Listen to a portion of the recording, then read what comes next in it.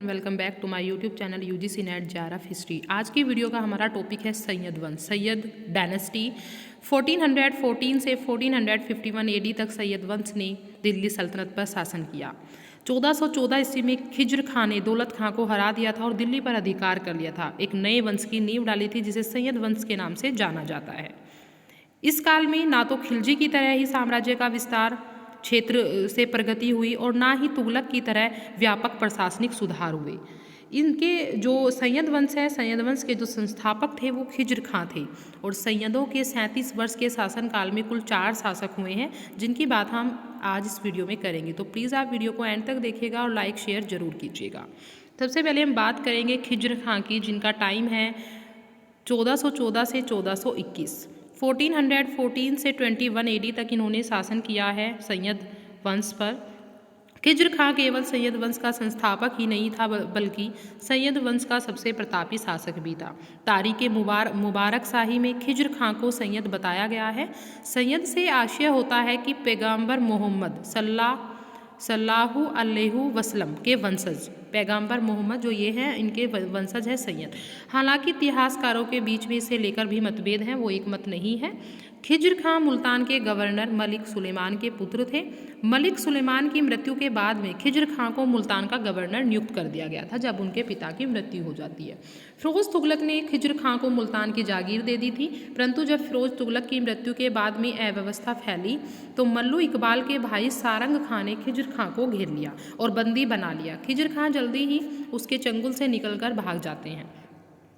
1398 ईस्वी में तैमूर के भारत आक्रमण के समय खिज्र खां ने उसकी सहायता की। जब तैमूर का आक्रमण हुआ 1398 में भारत पर, उसके परिणाम स्वरूप तैमूर की जब भारत वापसी होती है उसकी भारत वापसी पर उसने उसे मुल्तान, लाहौर, दीपालपुर का सूबेदार नियुक्त कर दिया खिज्र खां को। उसके बाद में 1414 ईस्वी में वह दिल्ली की राजगद्दी पर बैठ गया। खिज्र खां 1414 AD में जब सुल्तान बना उस समय राजधानी में सत्ता के लिए कई शक्तियां संघर्ष कर रही थी, जिन्हें सत्ता चाहिए थी, जिन्हें दिल्ली सल्तनत पर अधिकार चाहिए था। कई शक्तियां थी जो आपस में लड़ रही थी। दोआब, इटावा, कटेहर, कन्नौज और बदायूं के सरदार केंद्रीय सरकार की शक्ति को चुनौती दे रहे थे। जौनपुर, मालवा और गुजरात दिल्ली के अधिपत्य से मुक्त हो चुके थे और वे आपस में लड़ रहे थे। इन्होंने स्वतंत्रता की घोषणा कर दी थी, जौनपुर, मालवा और गुजरात ने। खिज्र खां के शासन की बात करें तो खिज्र खां का शासक बनने के बाद खिज्र खां ने सुल्तान की उपाधि धारण नहीं की, बल्कि खुद ही उसको रैयत आला कहा और तैमूर का मासद इन्होंने खुद को कहा। रैयत आला की उपाधि इन्होंने धारण की, सुल्तान की उपाधि इन्होंने कभी धारण नहीं की।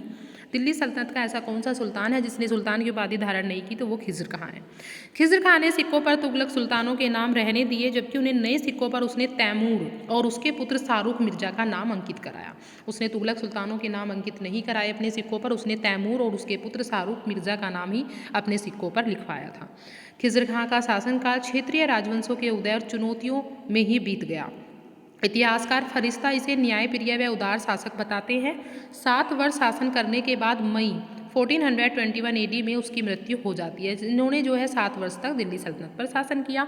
नेक्स्ट शासक की हम बात करेंगे तो आते हैं मुबारक शाह, जिनका टाइम पीरियड है 1421 से 34 AD। खिज्र खां के बाद उसका पुत्र मुबारक शाह सुल्तान की उपाधि धारण करके शासक बना। इन्होंने सुल्तान की उपाधि धारण की थी। मुबारक शाह एक योग्य सेनाध्यक्ष थे। उसने अनेक विद्रोहों का दमन किया था, अनेक विद्रोहों को दबाया था। मुबारक शाह ने खुतबा पढ़वाया, अपने नाम के सिक्के चलवाए और साथ ही खुतबे में तैमूर के वंशजों व सिक्कों से तुगलक वंश के शासकों का नाम हटवा दिया। इसने भी तुगलक वंश के शासकों का नाम हटवा दिया था। उसने सिक्कों पर अपना नाम मुइज़-उद-दीन मुबारक शाह खुदवाया। आपने देखा, इससे पहले खिज्र खां ने तैमूर के वंशज तैमूर का नाम लिखवाया था। इसने तैमूर का नाम भी हटवाकर तुगलक वंश के शासकों का नाम भी हटवाया और अपने सिक्कों पर अपना नाम लिखवाया मुइज़-उद-दीन मुबारक शाह।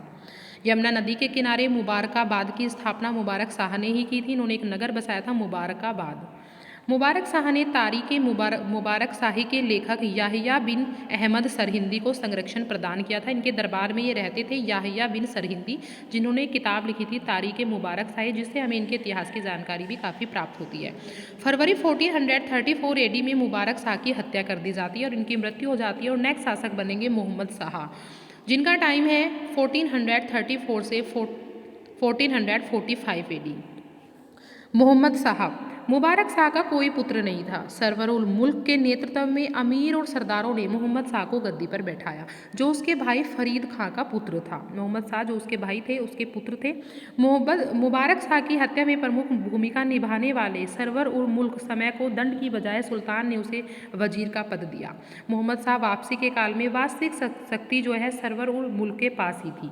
सरवर उल मुल्क द्वारा अपने विरोधियों को नष्ट करने के प्रयास के कारण अमीर वर्ग उसके विरुद्ध हो गया था और सल्तनत में अराजकता का वातावरण फैल गया था, क्योंकि आपस में ही ये एक दूसरे के विरोधी हो चुके थे। सुल्तान ने सरवर उल मुल्क की बढ़ती महत्वाकांक्षा को देखते हुए अमीरों की सहायता से उसकी हत्या करवा दी, लेकिन अभी भी दिल्ली में विद्रोही जो शक्तियाँ थी वो अराजकता कर रही थी। दिल्ली सल्तनत पर मालवा के शासक महमूद खिलजी ने आक्रमण किया, किंतु उचित समय पर सरहिंद पंजाब के अफगान राज्यपाल बहलोल लोदी की सैन्य सहायता के कारण दिल्ली सल्तनत महमूद खिलजी के आक्रमण से बच गई। बहलोल लोदी ने यहाँ पर इनकी हेल्प की थी। सुल्तान मोहम्मद शाह ने बहलोल लोदी का सम्मान किया था और उसे अपना पुत्र कहकर पुकारा था। मोहम्मद शाह जो थे उन्होंने बहलोल लोदी, जो लोदी वंश हम पढ़ा है हमने, लोदी वंश अभी आगे हम पढ़ेंगे तो उसमें जो बहलोल लोदी हैं उन्हें इन्होंने अपना पुत्र कहा था और उसे खाना की उपाधि से विभूषित किया था। 1445 में मोहम्मद शाह की मृत्यु हो जाती है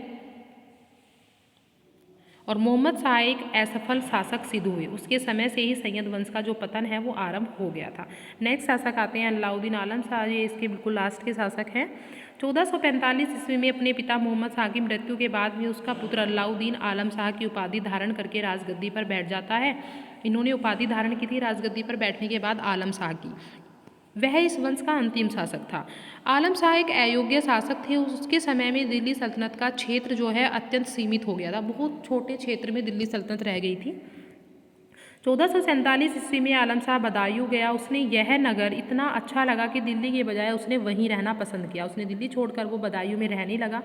दिल्ली से आलम शाह के चले जाने के बाद उन लोगों के बीच में लड़ाइयाँ छिड़ गई जो शासन चला रहे थे। दिल्ली संभालने के लिए बहलोल लोदी को आमंत्रित किया गया। ऐसा माना जाता है कि जो अलाउद्दीन आलम शाह है उसको अलाउद्दीन आलम शाह को बहलोल के दिल्ली आगमन और सिंहासन रोहन पर कोई आपत्ति नहीं थी कि बहलोल लोदी दिल्ली आ गए और सिंहासन को संभाल लिया है, उसमें उन्हें कोई भी प्रॉब्लम नहीं हुई। अप्रैल 1451 में बहलोल लोदी का सिंहासन रोहन हो गया। वो सिंहासन पर बैठ गए, राजा बन गए। इस तरह बहलोल लोदी ने दिल्ली सल्तनत में प्रथम अफगान वंश की नींव डाली, जिसे लोदी वंश कहा जाता है। आलम शाह 1476 ईस्वी में अपनी मृत्यु के समय तक बदायूं में ही रहा। 1476 में इनकी मृत्यु हो जाती है और ये बदायूं में ही रहे, जबकि 1451 ईस्वी में बहलोल लोदी ने दिल्ली में एक नए प्रथम अफगान वंश की नींव रख चुके थे, ये जिसका नाम था लोदी वंश। सैयद वंश का पतन कैसे हुआ उसका मूल्यांकन देख लेते हैं। सैयद वंश के शासकों ने कुल 37 वर्षों तक दिल्ली सल्तनत पर शासन किया। एक बहुत छोटा वंश था, लेकिन इस दौरान सैयद शासकों ने अपने पूर्ववर्ती खिलजियों की तरह न तो क्षेत्र का विस्तार किया था और न ही इन्होंने कोई धन प्राप्त किया था, न ही तुगलकों की तरह इन्होंने आंतरिक प्रशासन को मजबूत किया था। सैयद वंश के काल में दिल्ली सल्तनत का क्षेत्र और भी छोटा हो गया और इस प्रकार सैयद वंश की ऐसी कोई उपलब्धि नहीं रही जिसे इतिहास में आदर या सम्मान प्राप्त हो। इस प्रकार इसमें जो सबसे पहले इनके जो संस्थापक खिज्र खां माने जाते हैं सैयद वंश के, 4 शासकों ने इसमें शासन किया है। खिज्र खां, जिसमें वीडियो में हमने बात की खिज्र खां की, और मुबारक शाह, मोहम्मद शाह और जो इसके सबसे लास्ट के शासक है अलाउद्दीन आलम शाह, इनके जीवित रहते हुए ही जब ये बदायूं में चले जाते हैं तभी लोदी वंश के शासक जो लोदी वंश की नींव रखेंगे बहलोल लोदी, वो दिल्ली सल्तनत पर अपना राज्याभिषेक करा लेते हैं और उसके राजा बन जाते हैं। सो स्टूडेंट्स, आज की वीडियो में हमने सैयद वंश, दिल्ली सल्तनत पर सैयद वंश का टाइम और उसके शासकों के बारे में पढ़ा। नेक्स्ट वीडियो में हम नेक्स्ट टॉपिक की बात करेंगे। अगर आपको वीडियो अच्छी लगे तो प्लीज़ वीडियो को लाइक शेयर कीजिएगा, चैनल को सब्सक्राइब जरूर कीजिएगा। तब तक के लिए take care, have a good day.